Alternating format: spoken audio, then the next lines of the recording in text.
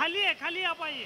तर यावेळी दिल्ली विमानतळावर अंजली दमानिया या पोहोचलेल्या आहेत। काही वेळापूर्वीच त्या मुंबईतून दिल्लीसाठी रवाना झालेल्या होत्या। आता दिल्लीत जाऊन त्या अमित शहांची भेट घेणार आहेत। अजित पवारांना त्यांनी 24 तासात राजीनामा देण्याचा इशारा दिलेला होता। त्यानंतर आता त्या अमित शहांची भेट घेणार आहेत। आणि सगळ्यात महत्त्वाचं म्हणजे झी 24 तासनं हा पुणे गैरव्यवहार जमीन गैरव्यवहार समोर आणलेला होता सगळ्यांच्या। आणि त्यानंतर पार्थ पवारांवर FIR दाखल करा ही मागणी अंजली दमानिया यांनी केलेली होती। आणि 24 तासात या सगळ्या प्रकरणी अजित पवारांनी राजीनामा द्यावा अशी मागणीही अंजली दमानिया यांनी केलेली होती। आणि आता त्या दिल्ली विमानतळावर पोहोचलेल्या आहेत। त्याचीच ही दृश्य आपण पाहतोय। माइक ऑन करो, माइक ऑन करो। ऑडियो चेक ऑडियो अरे माइक ऑन करो भाई। हेलो ऑन है ना? अरे ये देखो ऑन है। तो ही करा। तर यावेळी झी 24 तास समोर आणलेले जमीन गैरव्यवहार प्रकरण त्या संदर्भात त्या अमित शहांची भेट घेण्यासाठी पुराव्यांसहित दिल्लीत दाखल झालेले आहेत।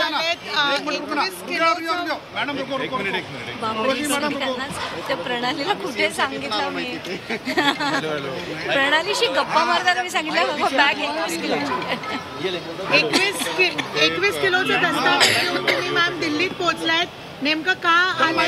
अमित शहांबरोबर अपॉइंटमेंट फिक्स झाली। कसं आहे की आताच्या घटकेला महाराष्ट्रात अंधाधुंद चालली आहे। म्हणजे भ्रष्टाचार सगळ्या सीमा ओलांडून आता पुढे होत चाललाय।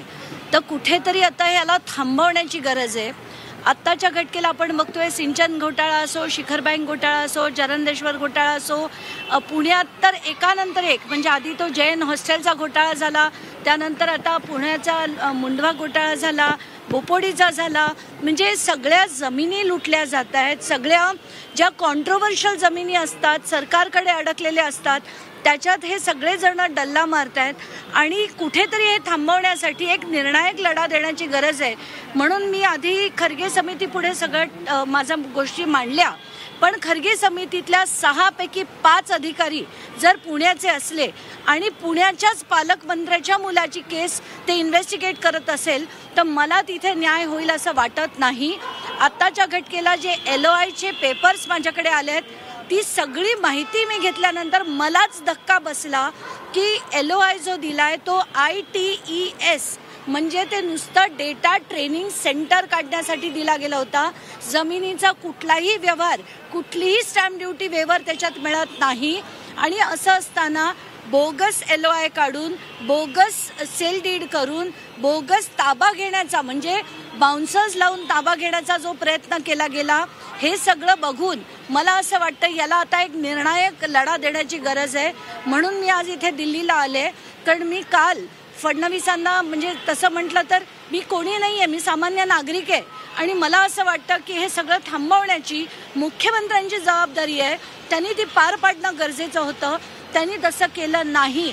म्हणून मला आज होम मिनिस्टर जे देशाचे आहेत त्यांना भेटायला मी दिल्लीला आली आहे। 2 दिवस मी इथे राहणार आहे। मला ते भेट देतील अशी आशा आहे।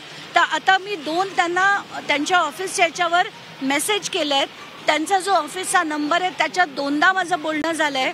त्यांना विनंती केली आहे की मला भेट द्या आता। आणि मला काही त्यांच्याशी बाकी काहीही बोलायचं नाही आहे। फक्त या सगळ्या जमिनींचे आणि त्यांच्या 69 कंपनीचे त्यांच्या फ्रेंड्सचे सगळं त्यांना माहिती द्यायची आहे। आणि हे आता भ्रष्टाचार बास करा। आता देशाला ना थोडंसं प्रोग्रेसिव्ह होण्याची गरज आहे आणि त्यासाठी मी लढतीये। तर आत्ताच्या घटकेला त्यांची 2 दिवस मी वाट बघणार आहे। मिळालं ठीक, नाही मिळालं तर पुन्हा मुंबईला जाऊन हायकोर्टात माझी याचिका करणार आहे। पण ही लढाई जी माझी आहे ना ती निर्णायक असणार आहे एवढं मात्र नक्की। मॅडम तुम्ही पुरावे पण सोबत घेऊन आलेला आहात का? या मी सगळेच्या सगळे पेपर्स पुण्याच्या जमिनी रिलेटेड पहिल्या पेपरपासून शेवटच्या पेपरपर्यंत सगळे पेपर, एवढंच नाही तर त्या अजित पवारांच्या असलेल्या सगळ्या फ्रंट्सचे पेपर, असलेल्या सगळ्या कंपनींचे पेपर।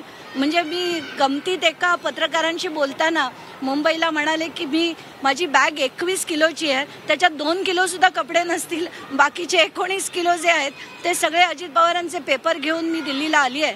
आता मला असं वाटतं की न्याय व्हायला पाहिजे। झाला उत्तम, नाही झाला कोर्टात लढा देणार आहे। पण ह्या वेळेस मात्र कुठलंही राज्य शासन आणि केंद्र शासन ते थांबवू शकणार नाहीये.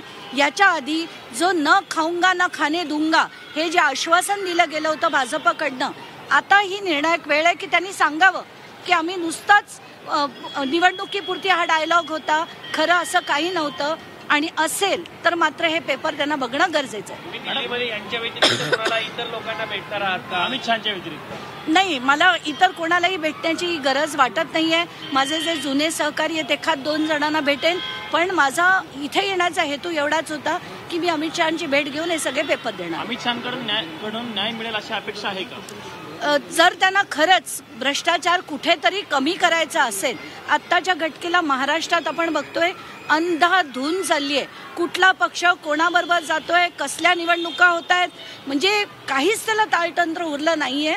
आणि याला नीट करण्यासाठी आपल्या सगळ्यांना हा लढा देणं गरजेचं आहे. माझ्यातर्फे मी देणार आहे, बाकीच्यांचं माहिती. काही लूप होल्स राहिले असं वाटतं तुम्हाला? काही लूपहोल्स सोडा, अजून काही झालंच नाहीये. FIR अजून MADAवर झाला नाहीये. पार्थ पवारचं नाव आलेलं नाहीये. जेव्हा 99% हे पार्थ पवारचं भागीदारी आहे त्या कंपनीमध्ये, पण त्याची नाव घालण्याची हिंमत कुठल्याही अधिकाऱ्यांमध्ये नाहीये. SIT मध्ये ती शीतल तेजवानी सारखी बाई, जिला 2दा समन करून ती तिथे उपस्थित झाली नाहीये. तर सगळा हा जो अंधाधुंद कारभार चाललाय, कारण मला माहिती आहे ही जी कमिटी आहे त्याला पुन्हा आता खरं तर 7 डिसेंबरला त्यांची मुदत संपतीये, पण पुन्हा मुदतवाढ देतील, लांबडीवर टाकतील, हेच मला नकोय. म्हणूनच मी इथे आले. अजित पवारांना कधीच काही माहीत नसतं. सिंचन घोटाळा कसा झाला माहीत नाही, शिखर बँकेचा घोटाळा कसा झाला माहीत नाही, जारांदेश्वर जो त्यांनी हडपला तो कसा हडपला माहीत नाही, त्यांना काहीच माहीत नसतं. आता खरं तर त्या कलेक्टरना 16 जूनपासनं माहीत होतं, म्हणजे त्यांना केंद्र सरकारच्या एका संघटनेने म्हणजे बायो बोटॅनिकल सर्व्हे ऑफ इंडियानी 16 जूनला कळवलेलं होतं की हा व्यवहार झालाय, ही माणसं इथे ताबा घ्यायला आली.